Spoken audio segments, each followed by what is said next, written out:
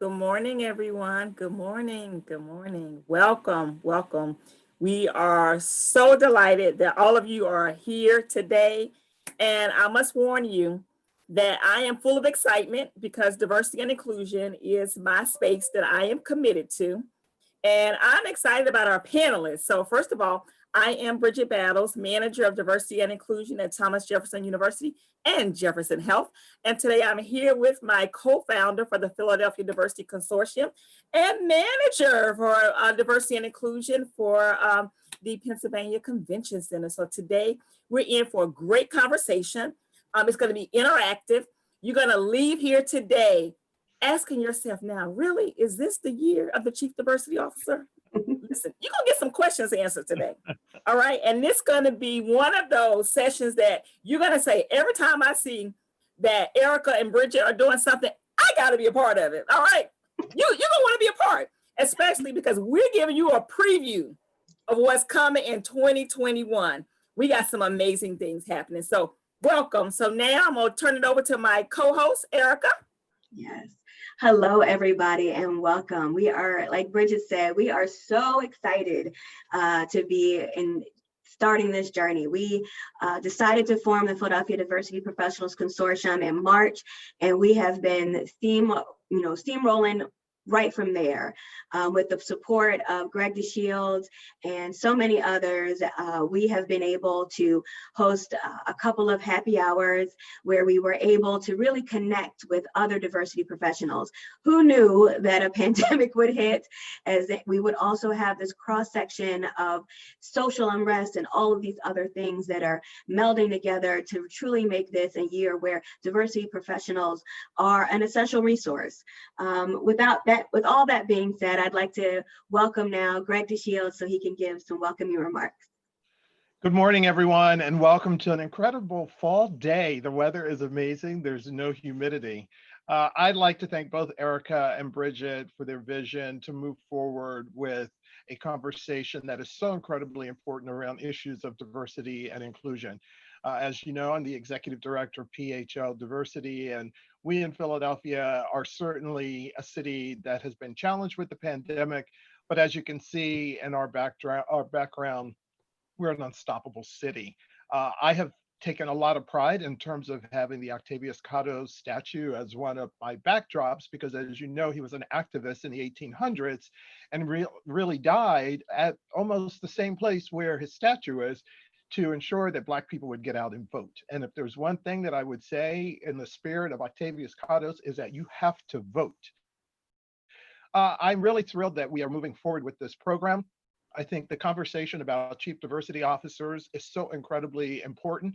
It seems to be the hottest job out there right now, who knew?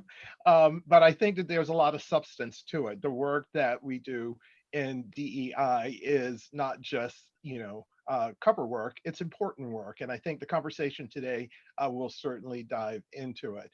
We certainly are anxious to plan a virtual conference in 2021 on the issues of diversity, equity, and inclusion. And I think with the collaboration of Erica and Bridget, that we will do it, and we'll do it in style, and most importantly, with a lot of valuable information and networking. So I thank you all for joining us today. And for those of you who are panelists, we appreciate your time. We know how demanding today can certainly be. So thank you so much for your contribution. And Erica and Bridget, I'll turn it back over to you. Okay, great. So to jump us off, I have a couple of polls just so we can understand the room and kind of understand who's here so far. I know it's kind of early and people are coming in, so I just want to give a quick poll. So I'm launching a poll right now. It should come up on your screen. And just what's your current position? Only two options: DEI professional or other professional. So it's coming in, it's coming in. Okay, we've got about 80% voted so far. So, all right. Okay, so right now, okay, so we'll start fluctuating. Okay, so I'm gonna end the poll. Actually, hold on. About to end it, it's like, oh wait, hold on, a couple more people vote.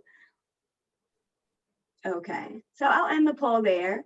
And we have about 70% are other professionals and 30% are DEI professionals. So that's great. That's great because we now can understand what the room is and who we're talking to. And I'm going to share one more poll just to understand. And just if you can give me a quick, what do you hope to gain from this session? A better understanding of the CDO role, what tools are needed for a CDO to be successful, and just curious about the topic in general.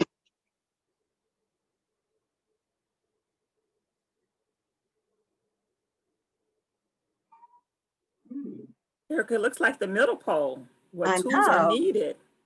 That's very interesting. I like that. It's so 70% are looking at what tools are needed for a CDO to be successful, and coming in second place. Yeah, actually, it's kind of tied up, a better understanding of the CDO role and just curious about the topic in general. So good. So now that kind of and I'll share the results so everyone can see it. So we can just see and understand how we'll kind of guide our conversation for today. So without further ado, I would like to introduce our amazing panelists. It's going to be a great conversation, I know. So our first panelist is James Burrows, who is Chief Equity and Inclusion Officer for Children's Minnesota.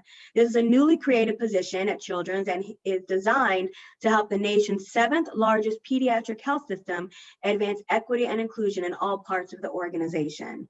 James has more than 25 years of experience in the areas of nonprofit management, equity, diversity, and inclusion, as well as employment law.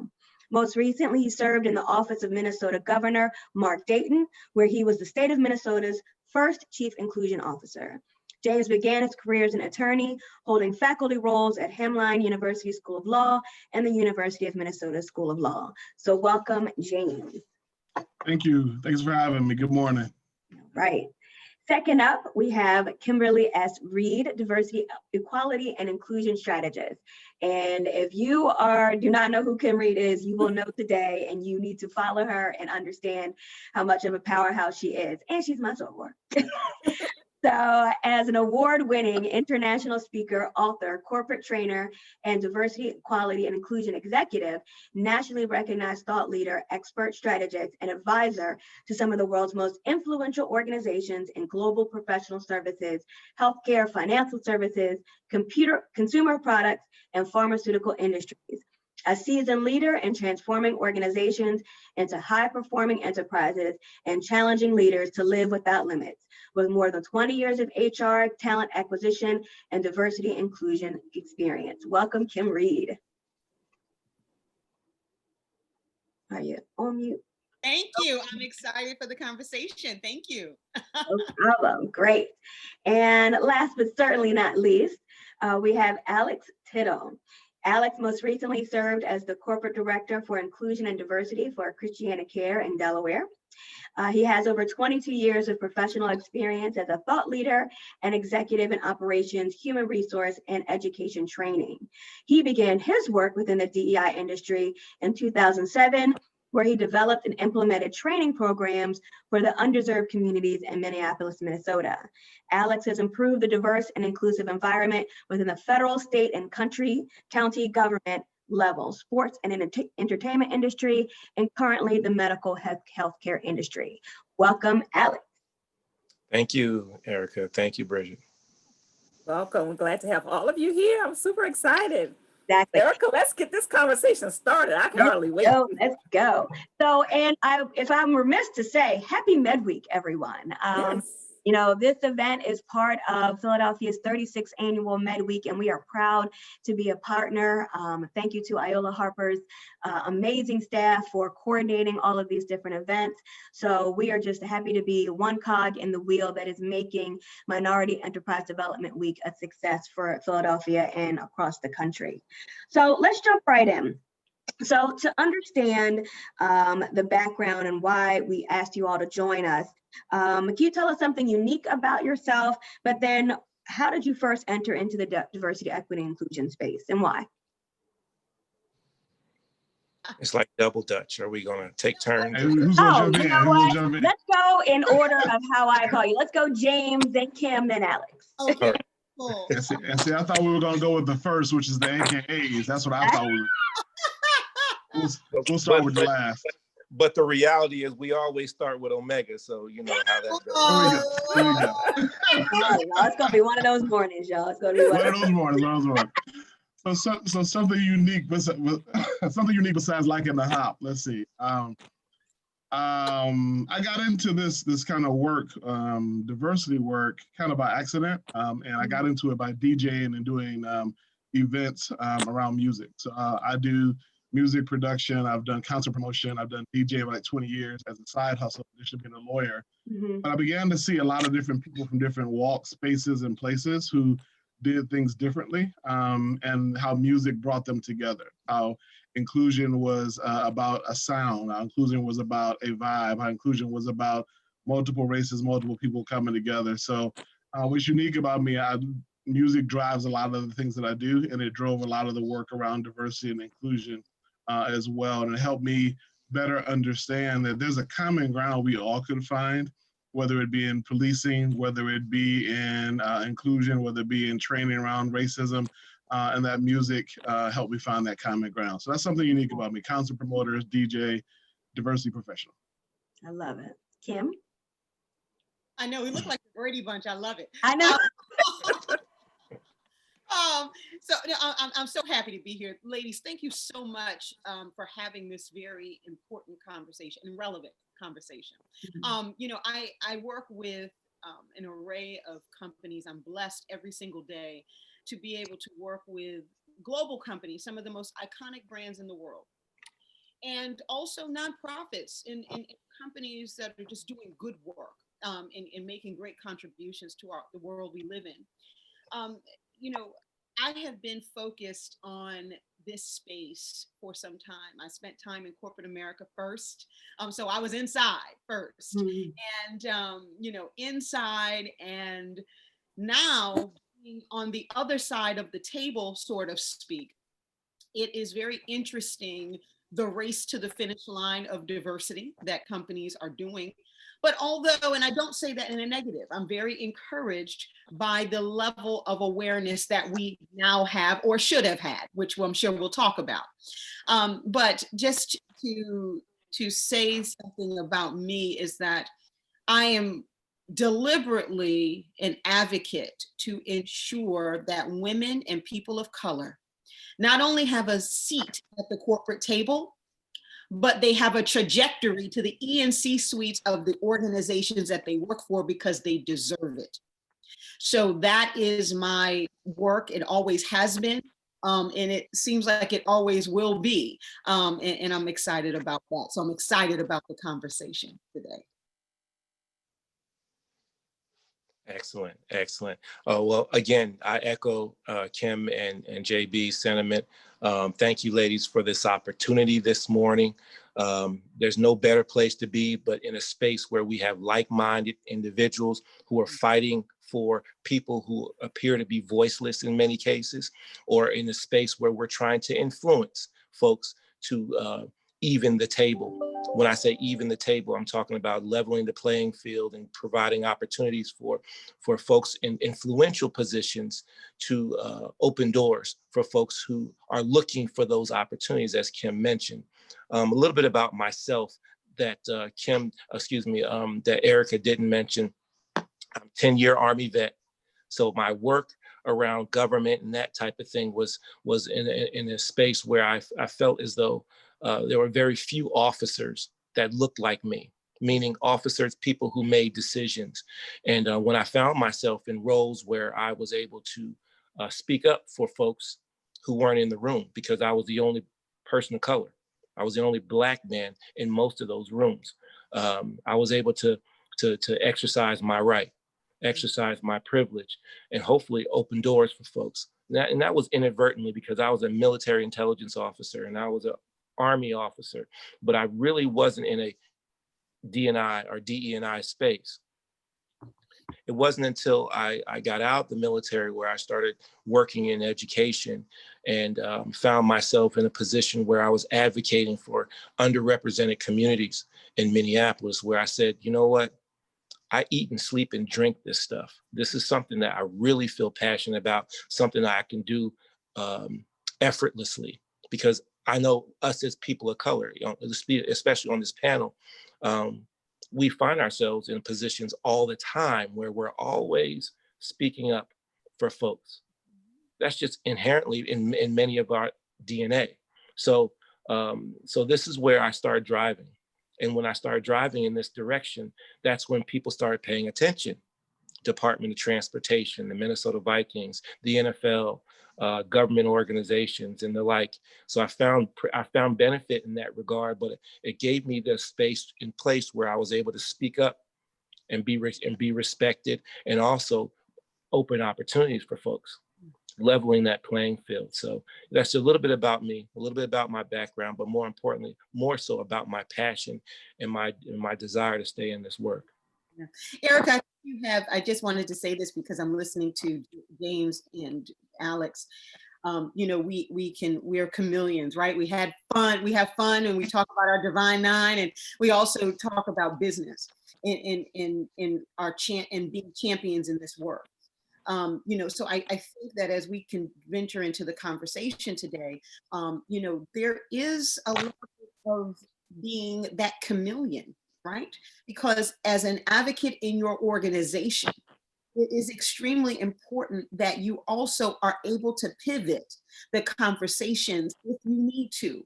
Because of this rush to the finish line, one of the things I don't think that we have mastered just yet is having a consistent conversation about the application of change.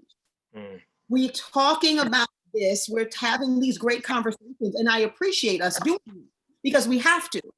But there also has to be a pivot of application.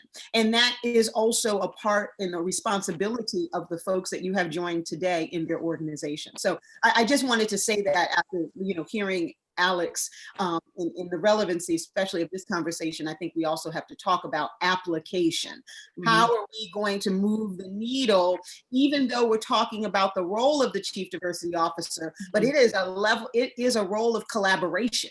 You just cannot have a Chief Diversity Officer and nobody else does the work.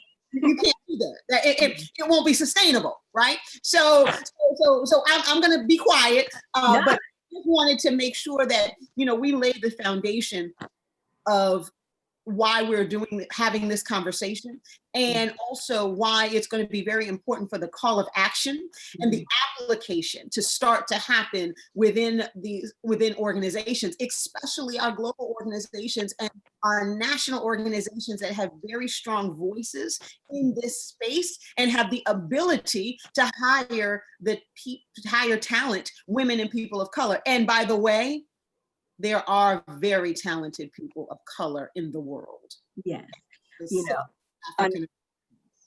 Unlike, certain executives who claim that there is a shortage in the pipeline, which we know that And if I could add something else, so Kim, I was thinking along the same lines of what you said. Also, that when everybody spoke, I could hear the passion. And one of the things I wrote down that you said, a deliberate advocate. And because I'm in the D&I space as well, we're all tied to not just our passion, but it's a story that's embedded within us. We're so committed to it. So if each of you can kind of, intertwine your story in the midst of your answers, why the commitment is so strong. Because with this commitment comes accountability. It's not just, being at the top. And I'm saying I'm the Chief Diversity Officer. You are accountable to the people that you are in, people that you serve. Mm-hmm. So to follow up with that, in this, like we talked about this cross section of where we are right now, and we have so many different things going on. How has your role changed? How has your expertise been relied on in these different spaces? So I'll start with that. Like, how do I get here? The passion piece. So when I came to Minnesota in 1992, I came to a law firm, rather large law firm, came out of Georgetown Law School. I was all excited coming to Minnesota. I knew Prince was here and Kirby Puckett was here. Yeah. Two Black people, at least, that were here. So I came rocking into the law firm. I came in, I was one of 220 associates, but the only Black male. There were 3 other Black women, only Black male. And at that point, I said, you know what? They gave me that same answer about, well, we can't find any Black attorneys, James. We tried, but we can't find it. I said, well, you know what? I'm going to help you find them. So I went back to Georgetown, Howard University, other law schools. I know there are a lot of Black students. And my passion, Bridget, was derived there. I said, nobody will ever give me the excuse, well, you can't find us because we exist. I'm born and raised from the D, Detroit, Michigan. We have Black lawyers, Black doctors, Black accountants, Black politicians all my life. So I know they exist. So that passion came there. So that's the passion piece. In order to answer your question, Erica, has it changed since the murder of George Floyd? Absolutely. People now know what a Chief Diversity Officer is. They're like, man, I got to get me one of those because after the riots, after the murder of George Floyd, racism still exists in America. I probably need to do something about that around inclusiveness in my company. And I can't say that I'm mad at anybody because Kim talked about earlier, I'm not mad at anybody, but think about it. It took an 8-minute and 46-second murder for some people to say, man, this is important work to do. And if it's important work to do, as Kim talked about, you got to invest in it. You can't just have a Chief Diversity Officer and no budget and no people. I want to come in and shout out my employer, Children's Minnesota. We're the 7th largest pediatric hospital system, but we're relatively small compared to some others, like some that are actually in Philadelphia, CHOP, for example. But I have 5 people on my staff, so 6 people total doing D&I work. And I'm in the C-suite, I'm in the executive suite. I met with our CEO just yesterday. One of those things that I tell people all the time is you got to invest in this work, hire good people, invest money in it, and put budget to it. What you spend shows what your commitment is and your priority is. If you don't spend anything, but you make a lot of commercials about diversity and inclusion, you'll basically just have a lot of commercials, but not any authentic change and deliberate change and active change as well. So I think since the murder of George Floyd, since the murder of Breonna Taylor, since the murder of Ahmaud Arbery, a lot of folks are conscious around anti-racism. What I tell people is you got to first figure out what your accountability and knowledge is. How do you build that knowledge and then say, okay, what do we do together? I wrote a blog that said, I ain't white, I don't know what you should do. And I was one for my white friends to be like, listen, I can't tell you what your experience should be about 400 years of oppression, about how we've been oppressed or taking land from the Native Americans or oppressing systems so there's nobody that looks like anybody but you in the system. What I can do is let's guide and walk together, and how do we build a system that's equitable and fair? Yeah, absolutely. I think that, James, you bring up some great points. And not to be redundant, I think that I am encouraged that I meant that about where we are as a nation of awareness. Colin Kaepernick took the knee in October 2016. And Alex, you and I, we talked about this on our call. Yeah. The nation did not hear him. That is just one level of symbolism that I'm just bringing to the conversation. There's many others. The murder of George Floyd and countless others happened in March. There's another layer of awareness now. But we're somewhat hearing the nation. Now, because we have to move the needle, recognize people of color that are already extraordinary, there is a significance for the role of the Chief Diversity Officer in collaboration with people in their organization. Why? Because to some people, the appointment of a Chief Diversity Officer is mostly a symbolic undertaking, right? I do this work every day. We sit at the table and we hear, Kim, we have to hire a DEI leader. No, you don't. Not right this moment. And I'm not talking anybody out of a job. That's not what I'm doing at all. I'm helping. Because what I am saying is if you're going to hire a leader of DEI or a Chief Diversity Officer, do that. But understand that there is a significant level of collaboration that needs to occur, or your diversity, equality, equity, inclusion practices, strategy will not be sustainable, seen, learned, or deliberate. And those are key ingredients to how diversity needs to show up in an organization. And there's more, but there's a few others, but I have to charge you for those afterwards. There's a cost. I'm kidding. But what I will say, but you know, I'm joking. I'm totally joking. You guys know that. But what I'm saying is that while to others, right, the appointment of a Chief Diversity Officer or a leader in global diversity demonstrates this intentional action, right, towards the organizational and transformational change at a particular organization. That means something when a company hires this person, right? But for the Chief Diversity Officer to enact real change, there must be an appropriate organizational placement of that officer or leader, coupled with adequate authority and vertical and horizontal power. You cannot have the Chief Diversity Officer report to the manager of HR. Okay, I used to work inside. I know the hierarchy. This role has to be significant. So I'm going to pause there for a moment, but I will definitely, say to all of you that are thinking about this in your companies and how DEI needs to be in the DNA of your organization, because that is so significant. Think about your body, think about anatomy, think about Say that again, Kim. Say that last piece again. Please, people need to hear that. sure. DEI needs to be in the DNA of your organization for it to be sustainable. Because, hallelujah. That's right. Yeah. I go to Baptist church. I grew up Pentecostal. Come on now, but that's serious, right, Alex? Because and Alex and I had this conversation because what happens is that we get very comfortable.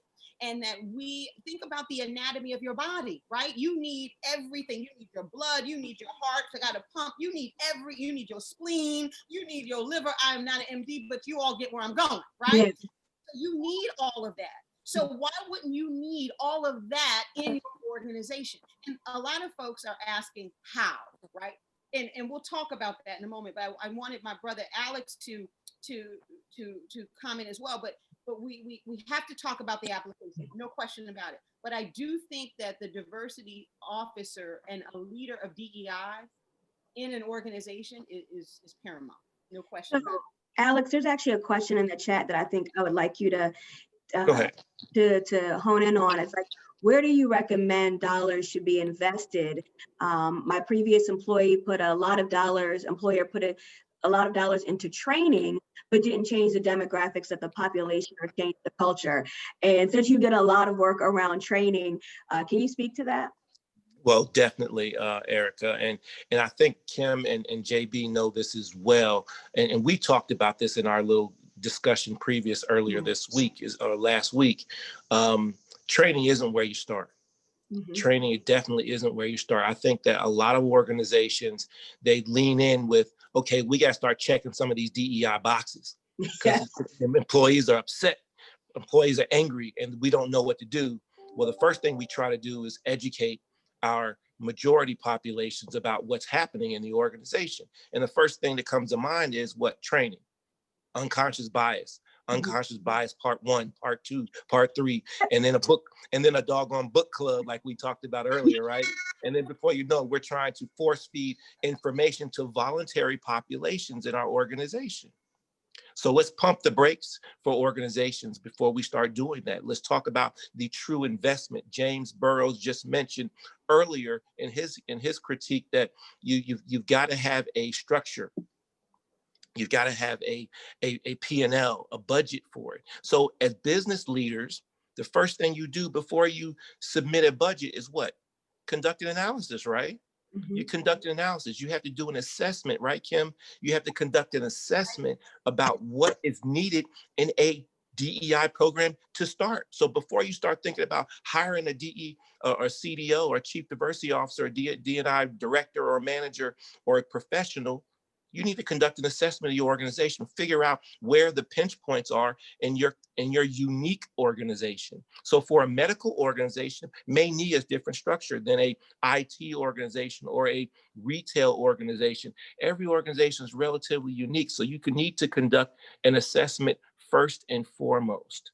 Okay, so if you're trying to put money into anything, it's in that assessment. So bringing on a consultant like Kim, shameless plug, bringing in a consultant like Kim or myself or JB or somebody like that to come in and conduct an overall assessment of your organization to see where you are. Okay, and then from there, that will show you what your culture looks like and what's needed in the organization. That'll tell you how to spend your money once we get to that part.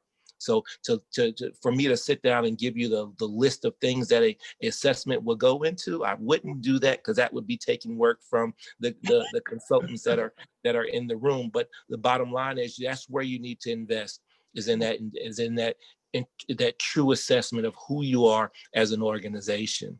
Right. And to try and jump into some of the conversations that we previously got into, have things changed and how things have things transformed in my world in organizations? Absolutely. I was a tagline guy. Okay, or take a look at this photo. Is it black enough, or is it diverse enough? Look at this thing. Is it? So that's where we were years ago, or a year ago, right?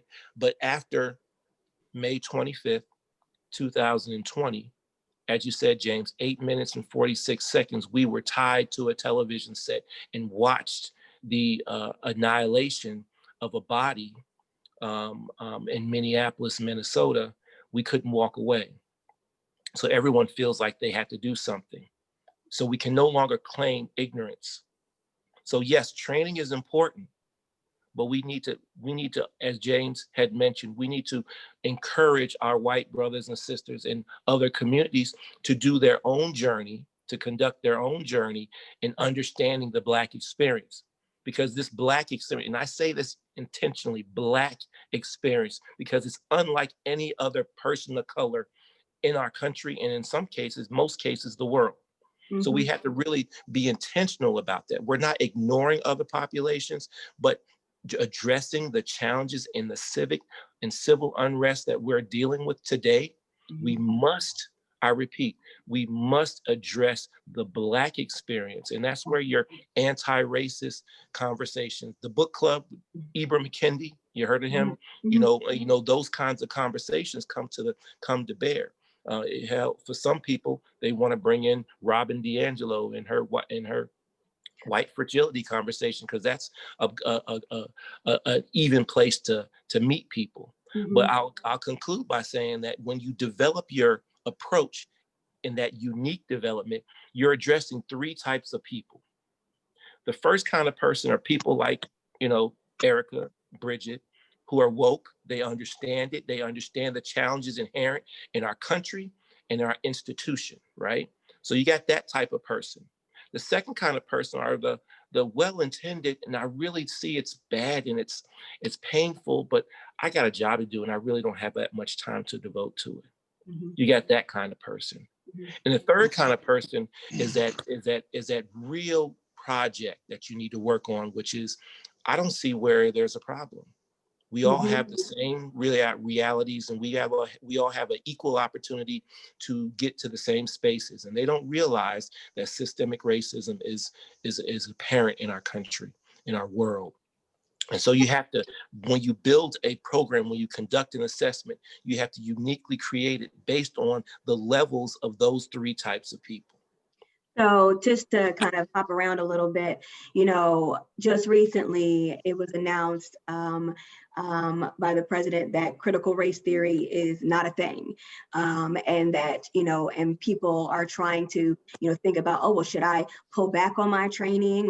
And we also talked about not having these, superfluous book clubs where you just read a book and be like, so how'd you feel? But not having real critical conversations to go along with it. Can you all speak, James, maybe you could speak to, where do, programmatically, where do you start? Like, what works? So sure, I'll start with, I'll give little attention to that executive order because I'm not going to follow it. So little attention to it. It started when it was signed, but it doesn't become effective until 60 days out. That's after the election. That's after the election. So vote. After the election becomes effective. That executive order also too talks about discrediting critical race theory and racism. Imagine we see racism every day, but we can't address it and talk about racism and talk about health inequities. We can't talk about Tuskegee. We can't talk about why people don't trust the medical profession that Alex and I happen to be in as well. So those are things that don't pay attention to that order. It don't start until 6 days out. I got advice from my lawyer on that. So moving forward on that, you got me riled up now. I forgot the whole question, but I will say this. Because we talked about, the book clubs, and we talked about other things that are just, once you do the assessment, like Alex talked about, and Kim talked about, you then will know what's needed. So once you find out what's needed, let's say you don't have a chief diversity officer. At my institution, before me, there was no chief equity and inclusion officer. There was a diversity director that reported 3 levels down in HR, who basically ran the numbers and wasn't given the power, authority, horizontal or vertical, and no budget. They said, go do magic. What they did before I came on was an assessment saying, hey, We want somebody at the C-suite level who can talk about strategy for the hospital system that also includes diversity and equity. So I can rock in a meeting where we're not even talking about equity and diversity per se. We're talking about business strategy for our healthcare system. I have that knowledge and experience too. That's what you want in a person in these kind of roles. Oh, that's So right. a lot of times it's not just the D&I HR experience, it's other things as well. The other thing I'll say, Erica, to your question is you also need to do your research. So find out what are some of the best practices for companies in your industry. So a lot of times people want to say, hey man, Procter & Gamble got some great commercials. Let's go ahead and do what they're doing. Well, P&G sells consumer products to somebody that down the line, but you haven't talked to their managers and directors and seeing, are they really advancing the cause by promoting Black people in positions of leadership and power and authority, as Alex said. And the other thing I'll say is distinguish between your data as far as Black, Latino, Asian, Native, as well, because you have to disaggregate the race data. And also too, as Alex said, the Black African descendants of slave experience is different than the Black immigrant experience. There's lots of things that show that difference. I, like Kim's, not gonna tell it for free, you gotta pay for it. But one of the things you have to do is distinguish that experience and realize that there are different solutions for each one of them as well. And then the last thing I'll say is that, last time people don't think about supplier diversity strategy, they complicate it too much. There are some complex ways to do it. You do it well, Alex done it well, others have too. Just start spending money with people who don't look like you. If you got a contract opportunity, create a system where it's a fair process, where you can do RFPs or just select people who don't look like you from a racial standpoint to invest in, because that's the way we're going to be key to investing in these communities to make it better. And the last thing real quick, Erica, Kim joked about it, about, not being free. Nobody ever calls Accenture and says, hey, let me get some free service. Nobody ever calls Pricewaterhouse Consultants to get some free service. Don't call a diversity professional and say, hey, come talk to me for free. Ask them what their prices are, ask them what the contract's gonna require, ask them what the engagement is gonna look like. Right now, a lot of people want free advice around equity and inclusion. I'm done giving that. We make sure that we have to invest in our businesses and our people going forward. It's a professional service, just like everything else the company pays for. Yeah. Absolutely. And I think to piggyback off of James, because those were James and Alex. See, this is a conversation. This is a conversation. Yeah. And so one of the things that I see in the chat also, and I also want to address, is our approach, right? And someone asked what's in our toolkit. When I'm called by organizations and we have a significant uptick in business, no question about that. Do we take on every project? No, because there has to be a level of seriousness that I need to understand.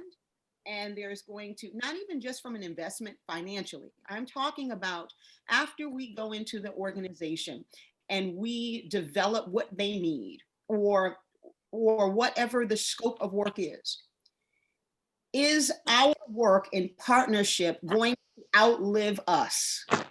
That's my question. Because when we've been called, it's easy to say, training is the answer. And people call all the time to say, Kim, can you come in and do unconscious bias training, inclusive leadership series, women development series that one of my partners developed. That's great, but that's not the answer. Organizations, I'm looking into, like Joe Biden, I'm looking at the camera. Organizations, diversity training is not the answer. It is not the answer. Diversity training needs to come into the organizational strategy when the time is needed, the time is best, because that you're talking about adult learners. A lot of times organizations want to do mandatory training for diversity. Okay, 60 minutes, that's okay. Average attention span, Zoom, 30 to 60 minutes is plenty of time. However, if that's all you're going to do, don't do that. Because in seriousness, because when we use training as a crutch or the entryway to this work, it I will bet my last DEI dollar that it will not be sustainable in your organization. You have to have a diversity assessment. A lot of people go in and start this work and they don't understand the landscape. You have to understand the landscape of the organization. You have to look at your talent management processes. You have to look at the top 10% of your top performers of color. Do they have a trajectory? Are they included in the succession planning? Or if you're hiring people for the first time, are you deliberately hiring women and people of color to run a P&L? You have to ask that question, because that is how people of color and all people in organizations grow, through stretch assignments, through those premier clients, those really meaty projects and things that are listed in your behavioral competency models, etc., that require people to be successful in your organization. So I get all that, but companies, do a DEI assessment first. You can still pivot. Okay, Kim, I've already started our strategy. That's great. Leave it as a framework. That's fine. But you have to do a DEI assessment, because that's going to help you with the temperament of the organization. That's going to give people hope, your employees hope. You can give a level of employee engagement that way. So it is not only just for you kind of analyzing and kind of understanding what the organization does, but it also gives you tangible action items, and it helps you create the metrics. That's what's also too, because we have a lot of conversations like this of talk, but we're not measuring, and we're not because we don't know what success looks like. So people have to, like an entrepreneur, when I hire people or consultants, they have to dig what I do. You're not going to be successful if they don't dig what you do. Okay. So if you're hiring if you are venturing in this work, you have to be able to dig what your company does.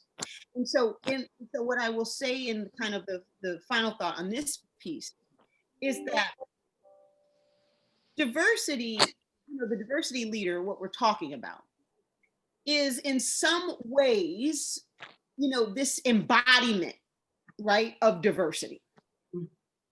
But that person, though, should not be simply a symbolic representation of an organization's sudden or renewed commitment to diversity. Yeah, they just be there, and then that's it. Like, right, because going back to my point about, because DEI needs to be in the DNA of an organization, that role has to be a collaborator. Unequivocally, a collaborator. The chief diversity officer collaborates, with members of the organization. We know that, business units, all of that good stuff. We know what a chief diversity officer does, but a chief diversity officer's direct programs, what they develop, and that, they bring these members together, that's fantastic. But while a commitment to diversity should, in fact, everyone's responsibility, I cannot stress that enough. Do not leave it on the chief diversity officer. So is their role significant? Yes, I think we've already answered that question, but it will not be sustainable or successful without people, without collaboration of your employee resource groups, right? Of people, of your business leaders, right? Operations, right? Because that's how it gets into the DNA of the organization. The commitment to diversity, again, is everyone's responsibility. Can I jump in there? Because Allison had a question about that. She basically is asking and saying, as an employee in an organization, either with or without a chief diversity officer, what can someone do to support D&I, especially if that employee doesn't have decision-making responsibilities?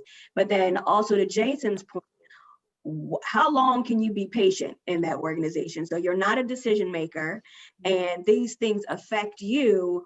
So what can you do as an employee to affect that change?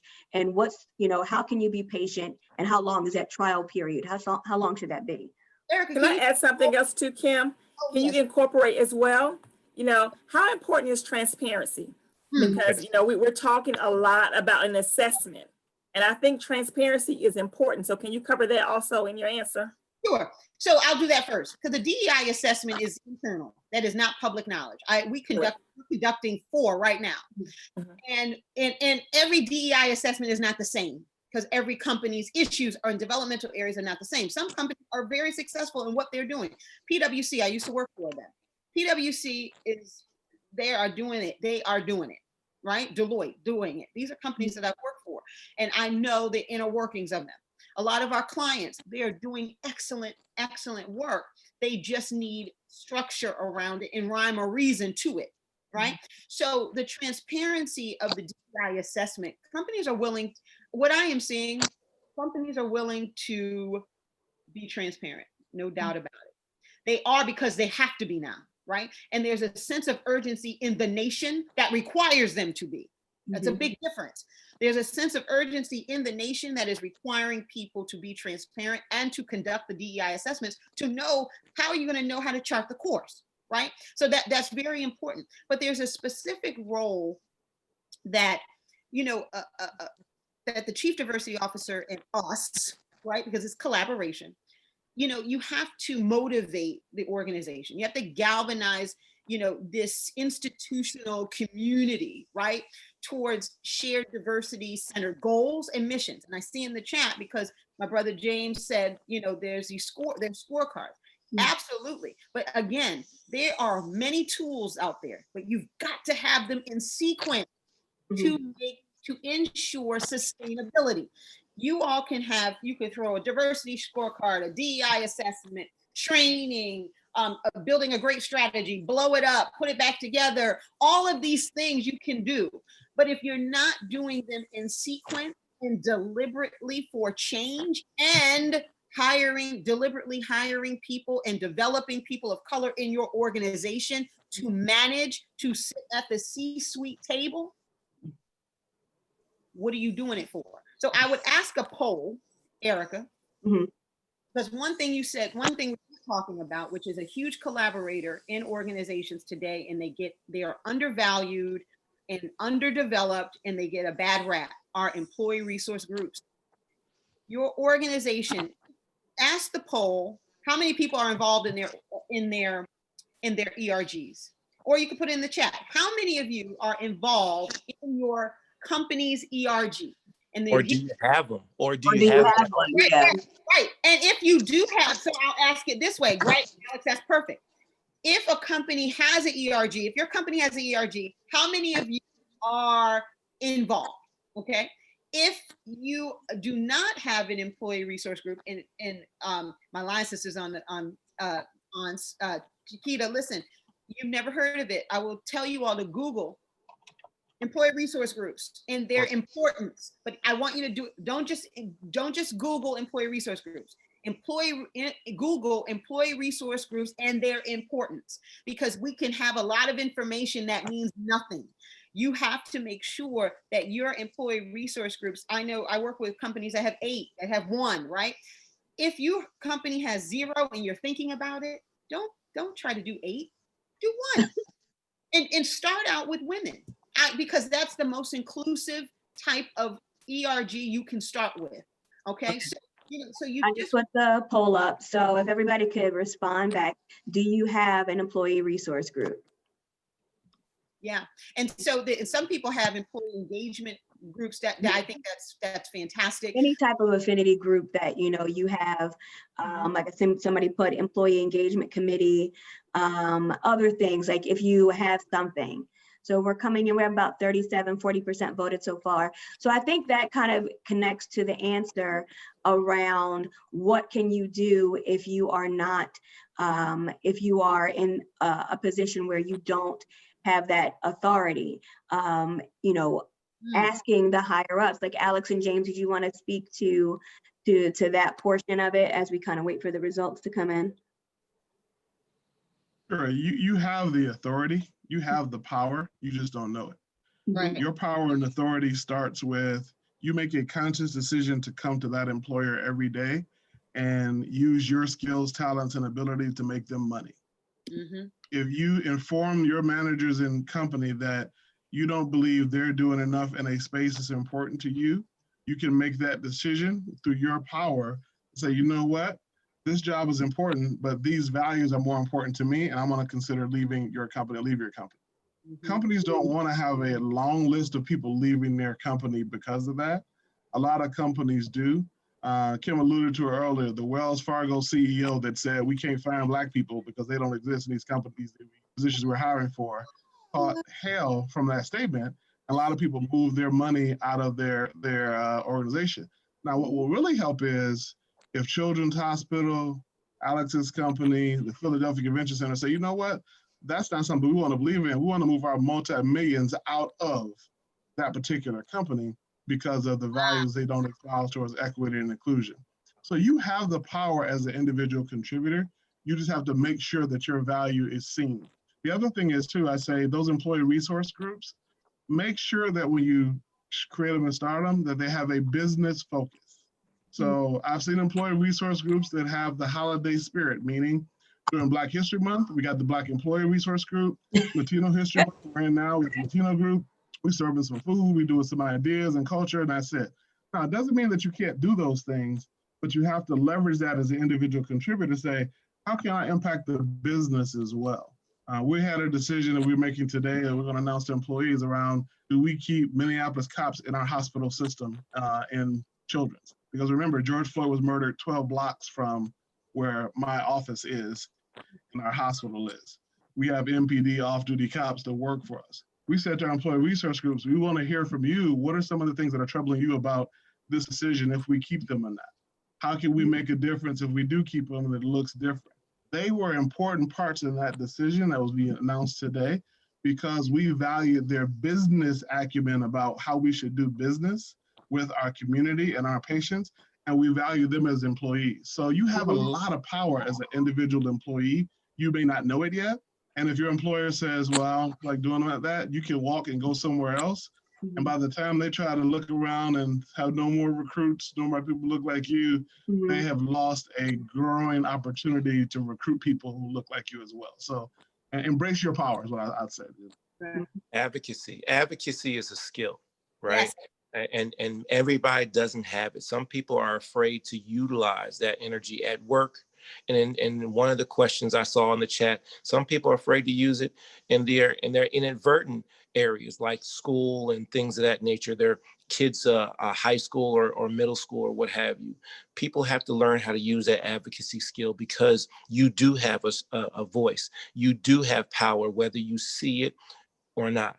You don't see it because you don't know how to use it. And there are places you can go to exercise that muscle, right? So advocacy groups such as, the NAACP, advocacy groups like the Urban League, places where most folks can go to actually voice their concerns around inequities. I think that we have an inherent responsibility, and I'm confident that the three of us, or at least the five of us on this line, or from panelists and administrators, we all exercise that muscle, but everyone doesn't do that. And there's a tremendous amount of platforms where we can do that, and I think we should learn to move in that direction. Yeah. I think that I do think that employee resource groups, and James, you hit it on the nail, is that with employee resource groups, that it is very important that we understand that your work is so critical in the organization. Why? I'll give you an example. Comcast. You have Comcast cable, you have a voice remote. One of the coolest things I think that an ERG has ever done, one of them, is created the voice remote. You know why that voice remote exists? Because of the disability ERG. Someone could not hear and someone could not see. They came together, they created the voice remote. What did it do? What do you think that did for Comcast's revenue? What do you think that yes. So just like diversity has to, see, one of the things that we do as ERGs and diversity people is that we have initiatives. I have diversity initiatives, please. They're diversity imperatives because diversity must intercept with how the business makes money. and contribute to it. So diversity has to intersect with how the business makes money, and what else? And it has to not do that, but it has to also be a result, or a contributor, I should say, of how the business makes money. Diversity is not sustainable if it's not connected to how the business makes money. You cannot connect diversity to initiatives. You just can't do that. Connecting diversity to initiatives that means temporary. Diversity has to be in the DNA of an organization. How does that happen? It has to be infused to how the business makes money. So your employee resource groups choose something that is important to the business, that's important to the senior leader of that business, and work on that. And yes, have your happy hours, have your virtual Zooms. I think that's great, because you do need the camaraderie. You do need to talk and share best practices and lift each other up. No question about that. But what you also need to do to be taken seriously and to get your budgets that you deserve is to demonstrate knowledge of the business and demonstrate development, because those ERGs are also personal development for you all. So if you're not involved in it in your organization, get involved, right? There's a ERG summit next week that I'm actually a panelist on, and we're talking about ERGs and its relevancy. We're talking about why ERGs are important. Remember this collaboration of the Chief Diversity Officer? That ERG is one of those two. And I think that how I kind of sum this piece up that I wanted to drive home, the point I wanted to drive home, is that you cannot sacrifice unity for diversity. Let me tell you what I mean by that. You need both. You have to have unity and you have to have diversity in your organization. Because some people, a lot of you are saying, you know what, we do it, but we don't. People care, but we don't. And you have this divide. Because you have the people that care about diversity, you have the people that want to see diversity successful. You have the people that want to bring in help, like James, Alex, myself, right, to help your company, to help the evolution of diversity. But if you don't have unity at the table, or agreement of what diversity is, and also this conversation about race that's out here too, right? Because to have an intentional and productive conversation about race, you have to be intentional. That's the first key of it, because you have to be intentional. State your intentions.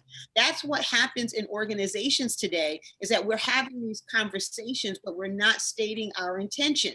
And that's what happens with this wall with people that don't look like us, that are our allies. They don't want to talk about it anymore, because we are not creating a space. I'm not saying that.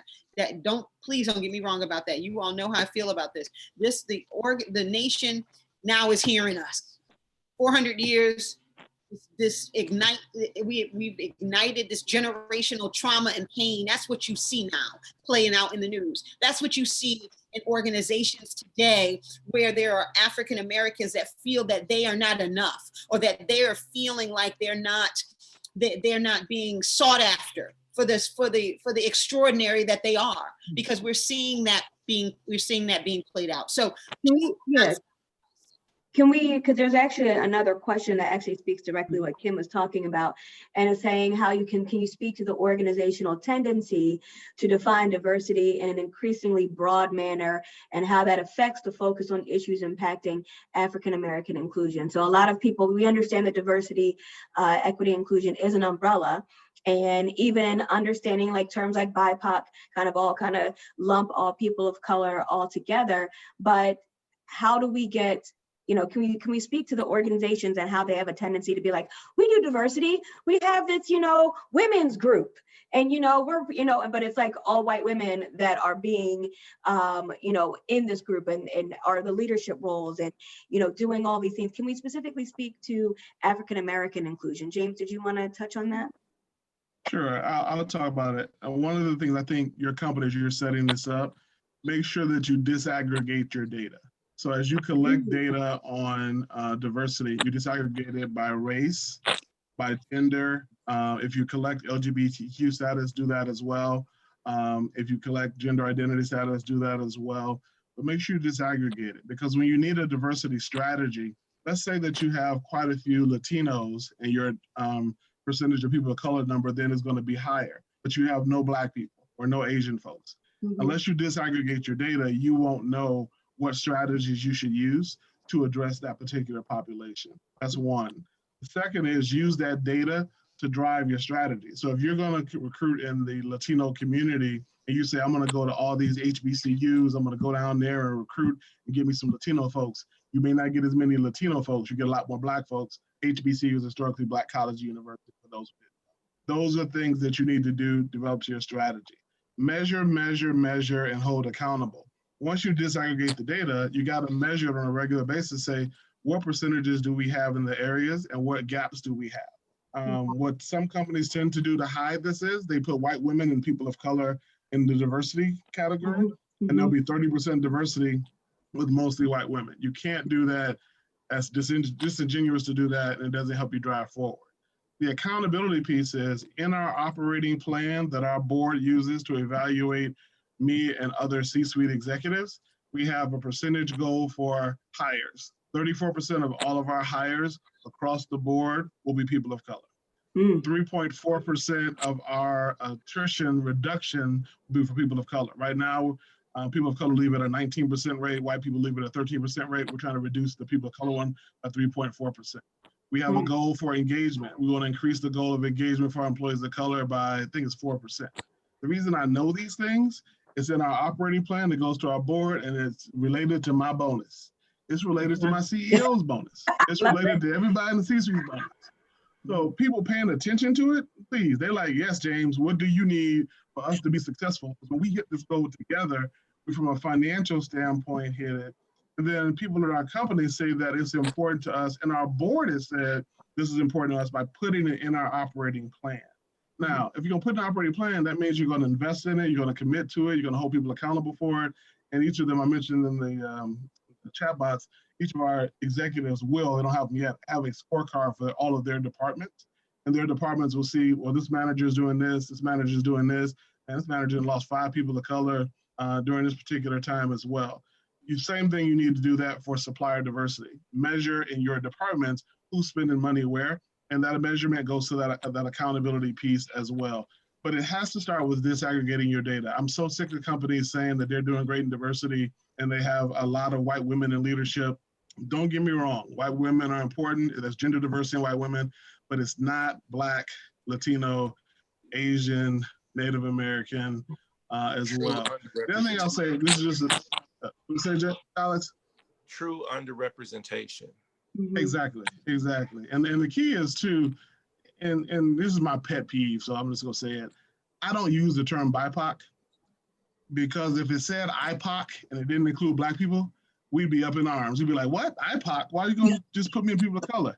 So for my Latino brothers and sisters, Asian brothers and sisters, why are they POC and it's Black and Indigenous? It doesn't take you long to say Black, Latino, Asian, Native or Indigenous, and other people of color.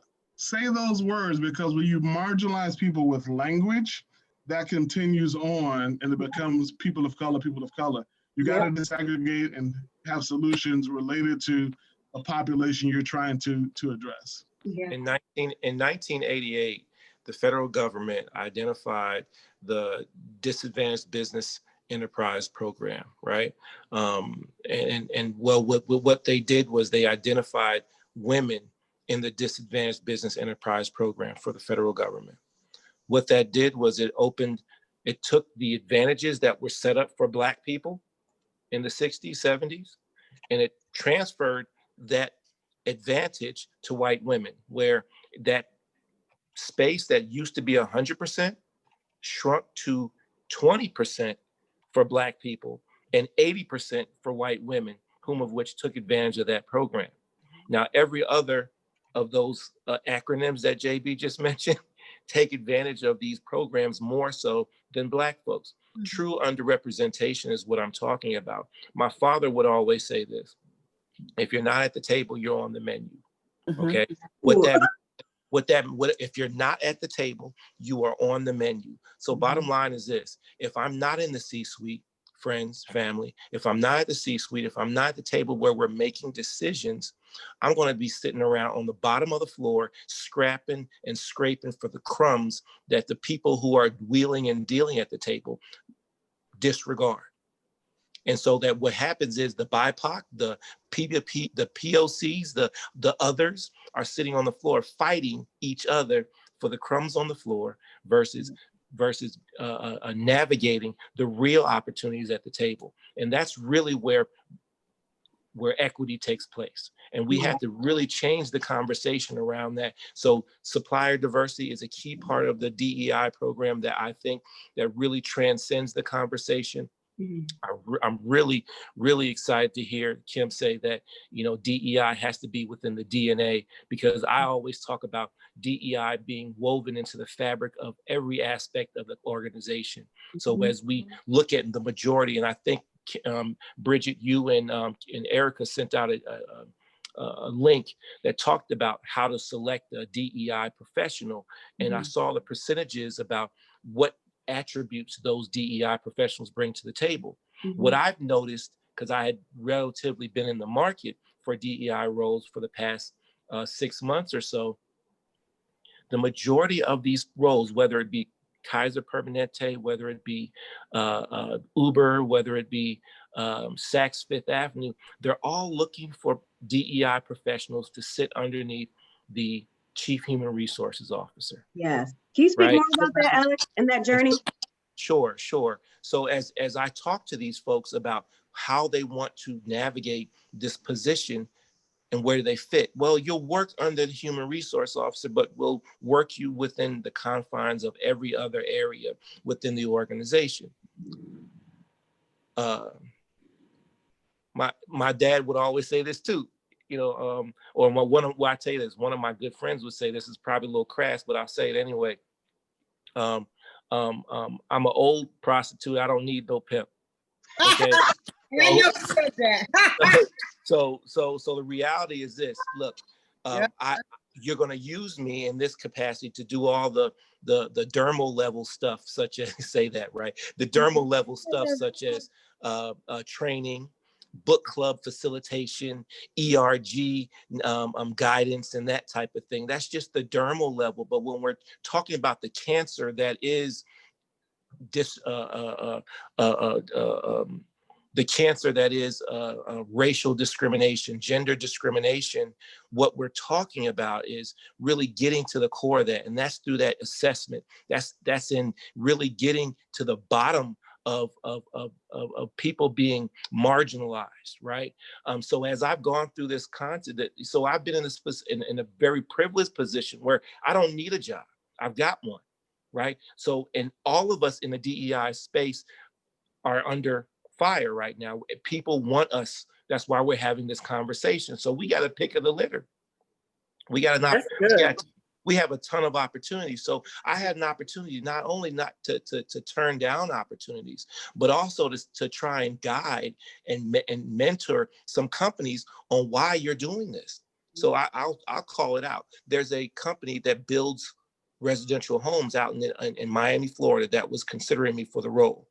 I chose not to take the role because they said that it had to be this way.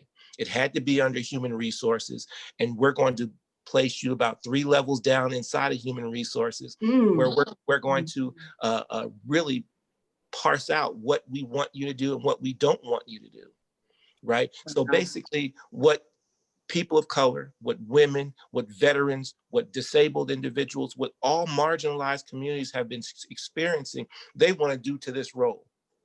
So I had an opportunity to try and mentor this chief human resource officer on why and how it's going to be most beneficial for them to elevate the position to the C-suite, to give them access to making decisions around the organization. So what JB had mentioned about how critical it was for being keyed into a budget, how critical it is to be a part of the business planning and having knowledge about how that organization works, having some of those technical capabilities. I think it's critical for that role to be sitting there, not just to be submerged into the the human resources office or the operations office or wherever that position finds itself. I've seen a number of different places that the diversity director, DEI chief, the chief health equity officer, you call it, you name it. They found very unique ways to insulate this role so they can manage what comes out of it. But what we have to do, what you have to do as leaders, is elevate this role to a point where it functions just like the chief operating. It functions just like the chief diversity. And as I was talking to my previous organization, that was something that I really said that they are lacking and that they really, really need to see happen if they truly want to see change take place. Mm-hmm. As we said earlier, May 25th, for 8 minutes and 46 seconds, we saw someone get killed on TV set, and we claimed that we want to see change happen because this is an atrocity that we can no longer tolerate. We can no longer be implicit when we see inequities take place. So if you're looking to make change, you have to assess, you have to elevate the role to where you're truly committed to change. And most importantly, the CEO and the chief level folks are important, but the folks who are the subordinate leaders who are tactically moving programs, they have to have buy-in. They have to be bought into Yes. it can't be a crack the whip. You know, the chief diversity officer, Kim, said that we're going to do things this way. I hear you, Kim, but as soon as she walk away, I'll be talking again, right? So the bottom line is we have to ensure that the whole organization is on board. That's why some of the tools like ERGs are critical, because you definitely need psychological safe spaces for employees to feel like they can open their advocacy toolbox and say, Alex, I want to add something to you real quick. Sure. This is a perfect time to really shift the conversation as well. So we just hired a new chief diversity officer. She came to us from Yale. And a lot of the things that you all are saying are things that we are definitely implementing at Jefferson, especially about operationalizing diversity. And I'm so honored to say that, we actually report in to the president and to the board. So there's no middleman and we're standalone department. And so one of the things that we've done initially is that one of our signature talks is called Brave Conversations. And so BRAVE stands for bold, relevant, authentic, valuable, and educational. And this is where I'm going, Alex. So we've created this safe space for employees to come and to have those courageous conversations, those conversations where they get a chance to really talk about the recent social injustices, those spaces where we talk about unconscious bias, those spaces where we have the conversations and the managers are not in there. Diversity, we facilitate the conversation, but they get to have those conversations. So you were just speaking a little bit about having that safe space for employees. So given our recent social injustices, how did you handle it personally, and how would you communicate, creating that safe space to employees, and what would that look like as a chief diversity officer? Sure. Well, the first thing, we did the same thing at Christiana Care, which I'm proud to say that we led that effort. What I will say to caveat that, it doesn't stop there, right? Correct. Your chief level folks need to start having the conversations, and then it needs to vacillate down to smaller groups. Yep. Because one thing that I mentioned earlier, there are 3 types of people. Remember that third type of person who believes that we don't need any issues, we don't have any problems with equity. Those blind folks. We have to find spaces and places where we can touch them, and they can be a part of those courageous conversations. Because in most cases, these brave or courageous conversation and spaces, they are voluntary. Mm-hmm. So so if I don't feel like being part of these conversations, and I just might be your facilities director, I just might be your chief finance officer, where I choose not to be a part of these dialogues, right? Mm-hmm. So to actually develop those conversations, one, to answer your question, Bridget, you got to give them some tools. Mm-hmm. You got to give them some tools. So one thing that I did with my organization is we created a toolkit for race and equity discussions. And I can share the link with you guys so you guys can kind of play around with it and see what we're talking about, where we open up the history of racism, talk about the 3 types of racism: individual, institutional, and systemic or structural racism, right? So we educate them on that.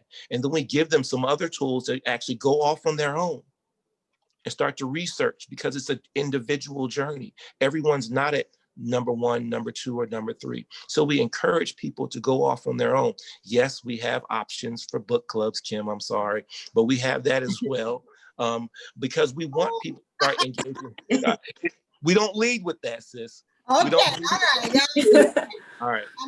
But then even with all of this, Alex and Kim and James, feel free to chime in. Even with all of that, you're going to get some pushback from somebody somewhere. Oh, no question. Yeah. Good. So how do we, so give us some, how do you handle the pushback? So let me say, adversity fuels solidarity. What has happened in our nation has fueled us to come together, some of us. And it is the CEO's responsibility to attempt to try their best every single day, conveying care and empathy for all employees, especially those that are targeted and impacted by generational pain and trauma and the current events that are happening in our nation right now. People are hurting. And these issues, right, that we're talking about are not ones that organizations of their CEOs, executives to directors and associates, we can't, and on the front line can ignore, because we can't. We read about all of these great things that companies are doing, right? Googles of the world, all of that, that's great.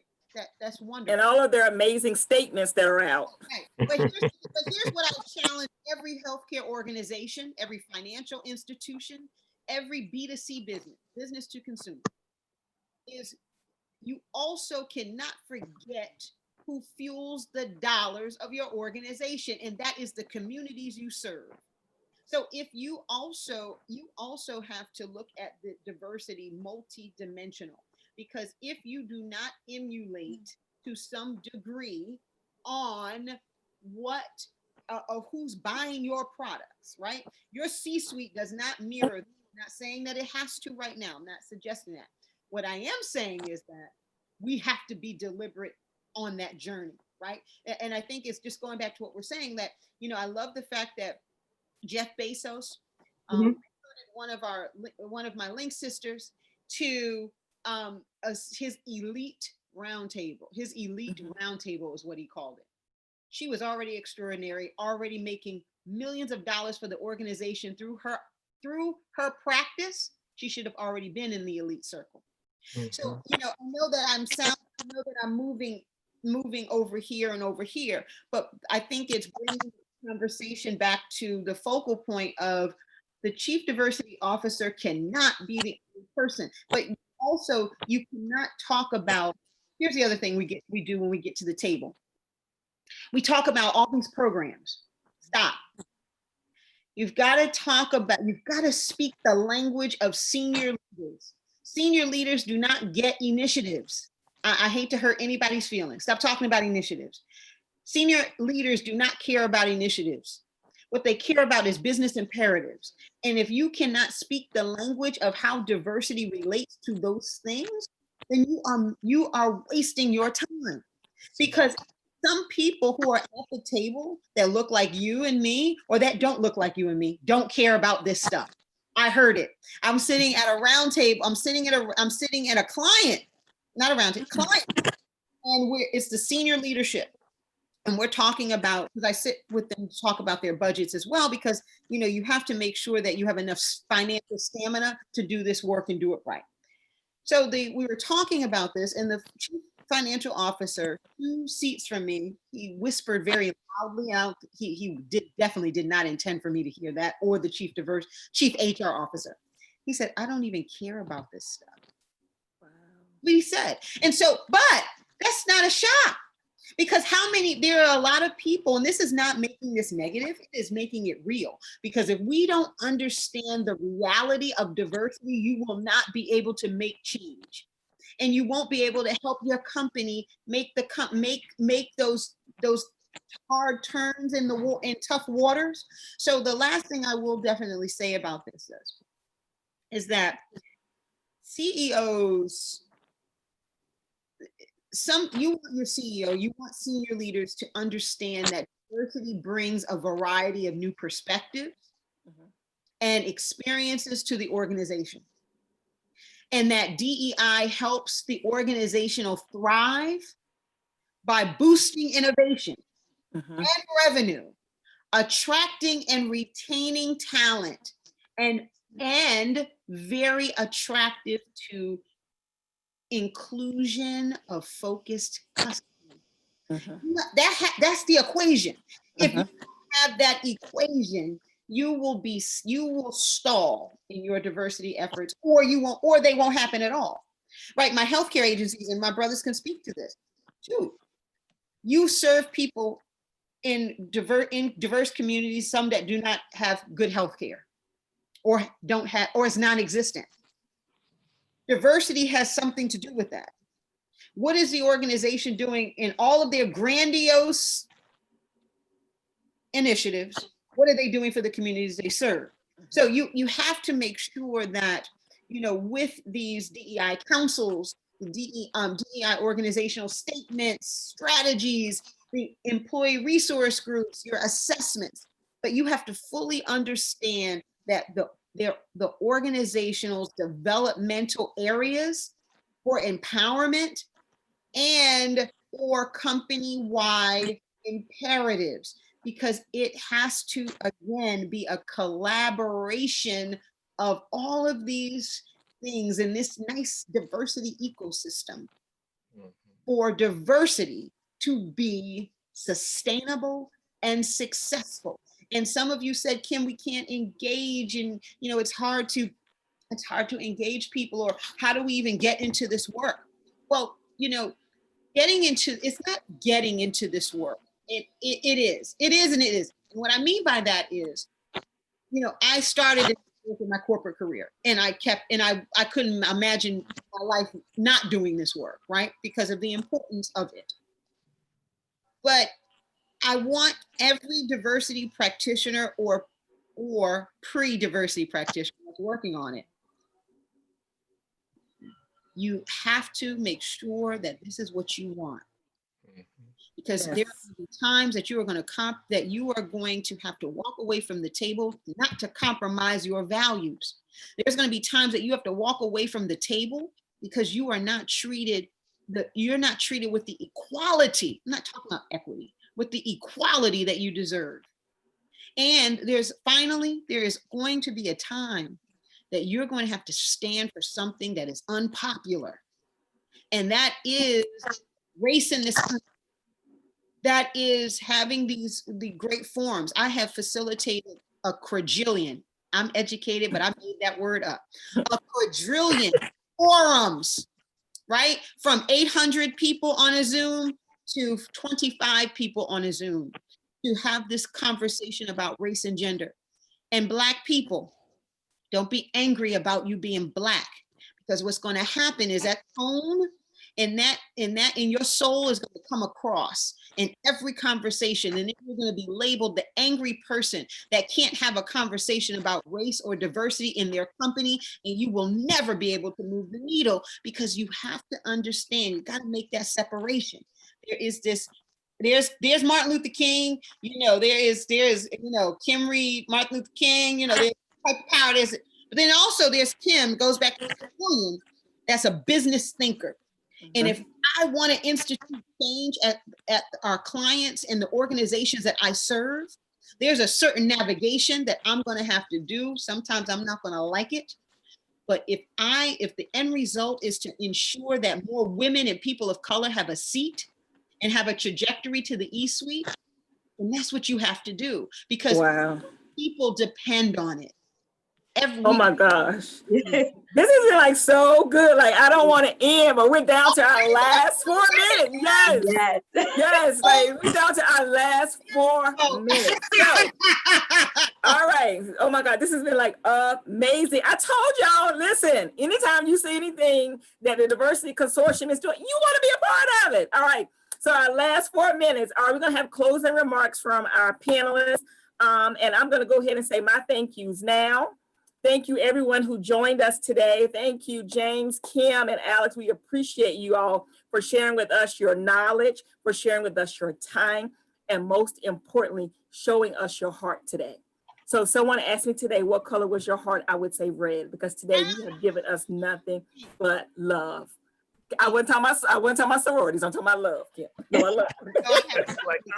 Love. All right, closing remarks. All right, 1 minute for Kim, 1 minute for James, 1 minute for Alex, and Erica's gonna wrap us up. All right, go. Oh Lord, okay. No, 30 seconds, Kim, 30 seconds. I know. That's what I'm trying to. I know. Okay. 1.5 seconds. 1 minute and 5 seconds. That was the time that it took in Selma, Alabama, for Congressman, our legacy, our legend, to be beaten. With 600 other people that were marching for our right to vote. Not turning this into political, but you have to understand the impact, the significant impact of our work in DEI, that it is not you or it's not me. It is a collaboration, because it is for the people before us and it is the people after us that deserve our advocacy and that deserve the conversation to be deliberate, seen, evolutionary, and learned in your organizations today. James, thanks, Kim. Thank you, Kim. Thank you. Well, first of all, thank you all for having us. Great discussion. Absolutely. We should come back again and do it again sometime, because like I said, I think we are short in the audience with some more stuff to do. So real quick, I want the audience members to think of 8 things, or go find 8 things that they can do that they heard today to impact diversity. It could be around supplier diversity. It could be learning about the impact of diversity in your organization. Can be learning about the business case or your consumers. But go find 8. Go find 8 of those things to do. The next step is I want you to identify 4 people within your organization that you can go and talk to about influence around that. It could be, if you don't have a chief diversity officer, maybe it's your HR person, maybe it's your CEO, COO, that you can go ask questions about, what does equity and diversity mean to my company, our company? What are we doing about that? And how can I get involved? Simple 3 questions, pick 4 people to do that.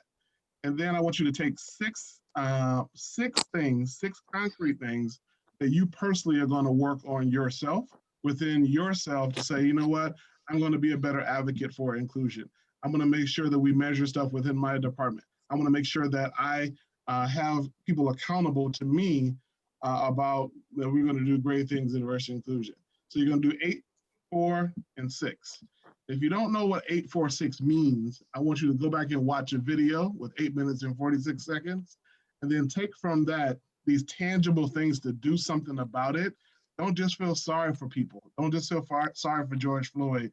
Don't feel sorry for Black people who get murdered by police daily. But take those 8, those 4 people, and those 6 things you're going to do personally, make something different about equity and inclusion. That was powerful. That was Thanks, Jay. How do I follow that one up? Just by saying thank you, ladies. Thank you, Bridget. Thank you, Erica. Thank you, co-panelists. This has been transforming for me.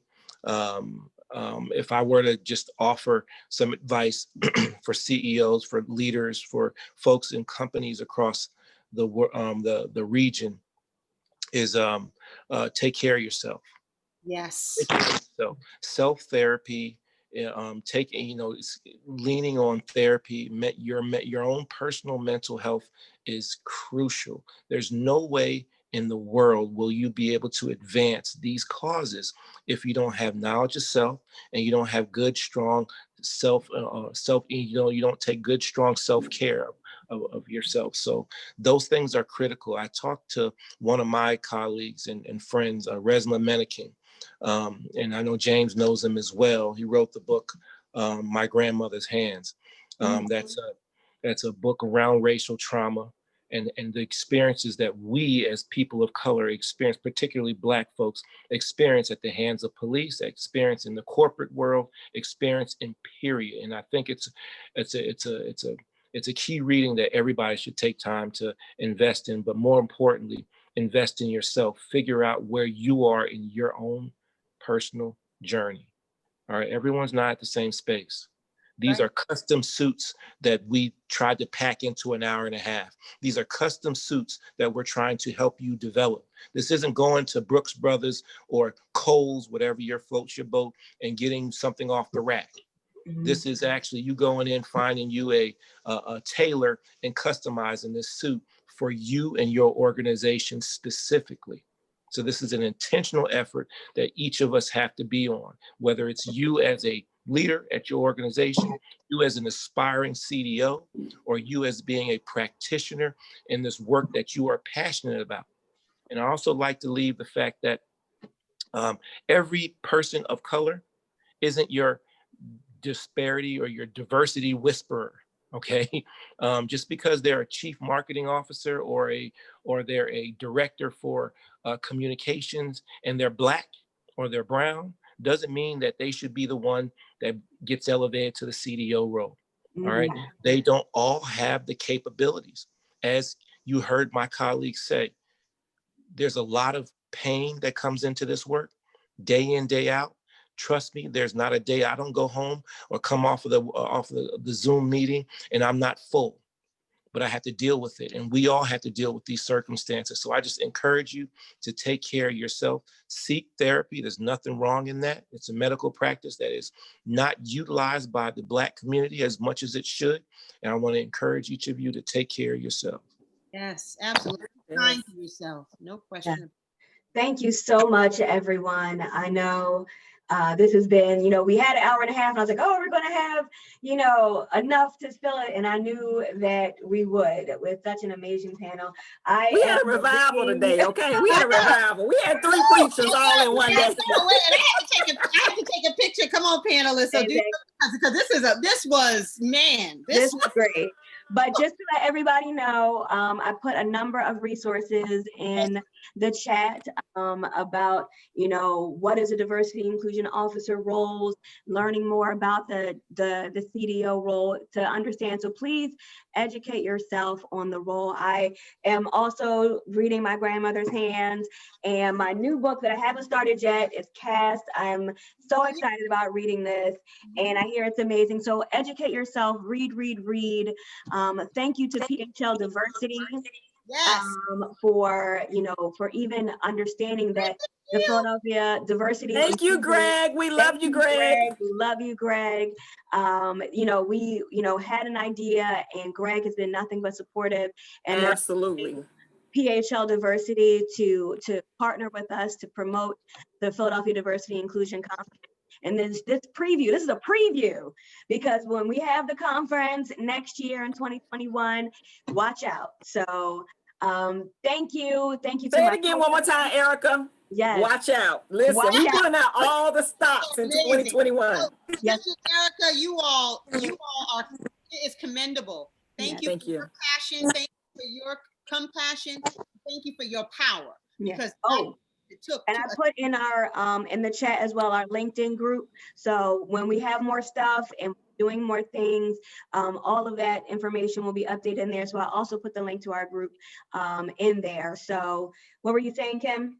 No, I was just giving you kudos. Thank you to the also to the attendees. Thank you to our Divine Nine brothers and sisters who have supported us as well, and we just appreciate all of you. Mark, shout out to Mark, and I love his wife. She's a soror. But thank you all so much for your hard work, and we couldn't have done this without you. So thank you. Okay? And everybody, please vote. Please vote. Please vote. Please vote. Please vote. Yes. Woo! Paramount. Don't hang up, Alex and James. I need a picture. Let's take a picture. Hold on. Wait. Yes. Come on, Alex.